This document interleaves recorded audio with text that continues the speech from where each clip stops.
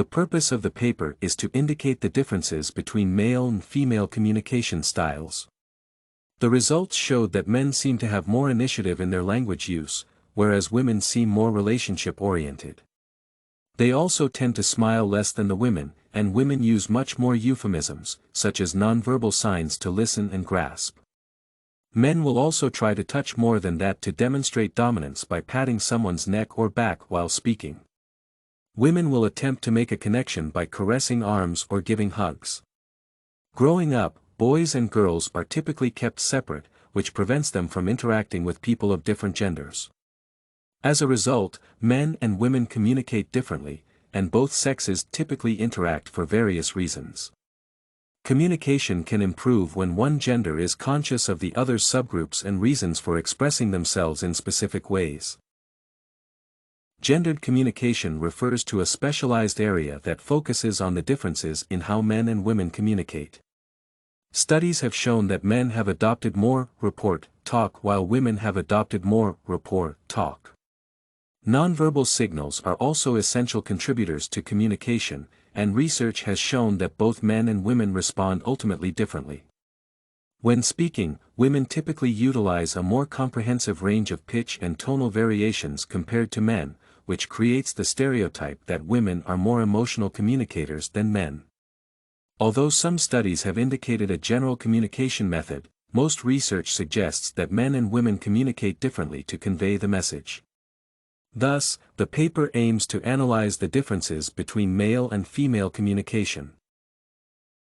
Boys and girls are frequently kept apart as they grow up, preventing them from socializing with others outside of their gender and learning about the conventions specific to that gender. Men and women communicate differently, and both sexes interact for different purposes. A lot has been written on communication disparities between men and women. The terms masculine and feminine rhetoric were introduced, with the first being decisive, straightforward, rational, authoritative, logical, assertive, and indifferent, and the second being careful, responsive, indirect, emotional, polite, subjective, and polite. These terms are primarily related to gender communication distinctions in professional settings. For instance, not letting being female get in the way of being effective, forceful, sexually expressive, acting naturally, and dominating the opinions of the public regarding manliness. In other instances, women are told that appearance is more important, emphasizing that they must take care of themselves and others and that they should primarily expect others to treat them well. These are some of the most commonly mentioned gender disparities in communication. Some of them can also be seen on small occasions, such as men smiling less than women and using more euphemisms and nonverbal cues to listen and comprehend than men do. It can happen because male individuals use communication to negotiate power, look for victories, avoid defeat, and, among other things, give counsel. They might use their speaking skills to try to touch more to verify their supremacy by patting the back or neck. Moreover, they are somewhat action-oriented in their language use, while women seem more relationship-oriented. Men are much more able to compete in their language use, while people of the opposite gender are relatively cooperative, and the above differences cause regular communication friction between men and women. Therefore, men are more inclined to use communication to uphold their position and independence, which differs from women. In turn, women are more vocal than men, and women are more skilled with language than men. In contrast, female individuals typically see communication as a chance to forge connections and relationships. Women will reach for close interactions, such as arm touching or trying to offer a hug, and they will use more eye contact.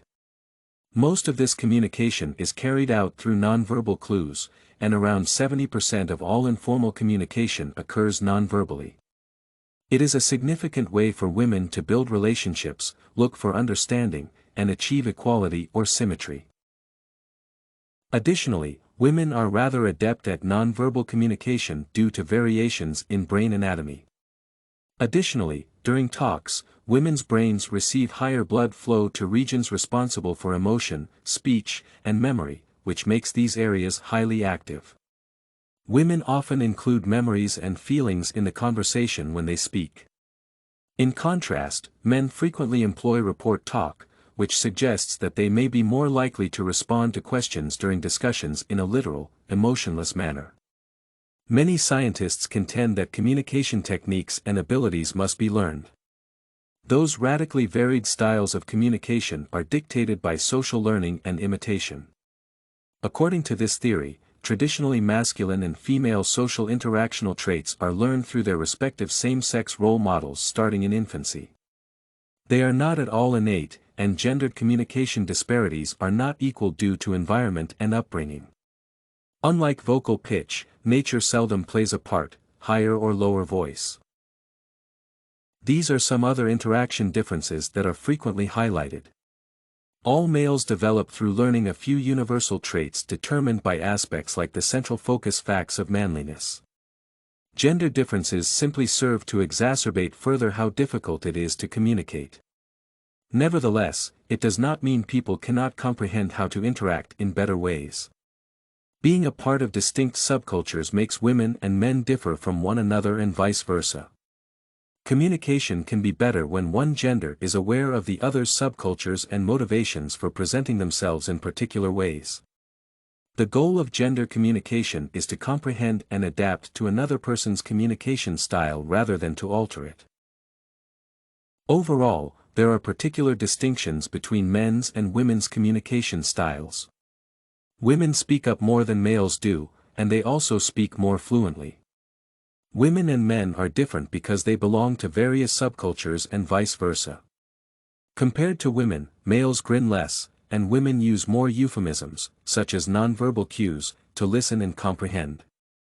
Instead of trying to change someone else's communication style, gender communication aims to understand and accommodate them. Women view communication as an opportunity to build connections and relationships, but males are more likely to use it to maintain their status and independence. Women are better at nonverbal communication because of brain structure differences. Many scientists believe that practical communication skills must be developed. Social learning and imitation are the driving forces behind these wildly divergent communication styles. Due to nature and nurture, there are differences in how people communicate across genders. Children learn social interactional behaviors typically associated with men and women through watching their same-sex role models. Everything you need for studies, essay samples, writing tools, and tips, you can find at studycorgi.com.